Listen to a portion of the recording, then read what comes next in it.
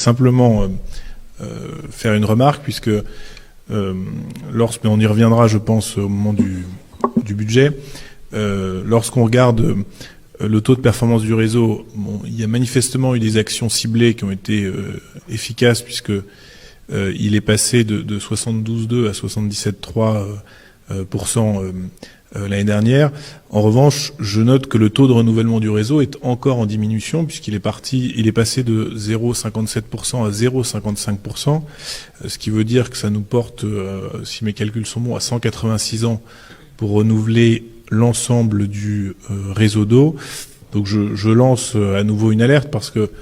tous les travaux qui ne seront pas faits sur 2019, 2020, 2021, etc., nous les paierons d'un coup un jour. Le taux de performance peut diminuer parce que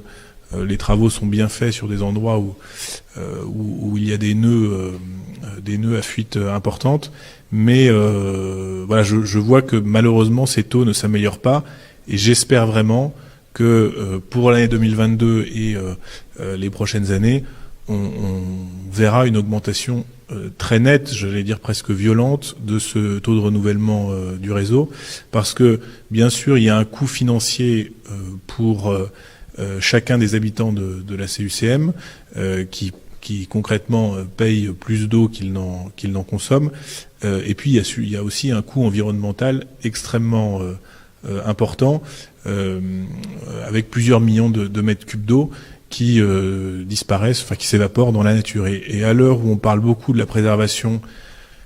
de la réserve en eau, et aussi de la nécessité pour les collectivités territoriales d'organiser cette préservation en fonction des spécificités de chaque territoire, il me semble que s'il est un sujet majeur pour une intercommunalité aujourd'hui et pour la CUCM, c'est de traiter, je le redis, urgemment ces questions de renouvellement de réseau, parce qu'on ne peut pas continuer à accepter qu'il y ait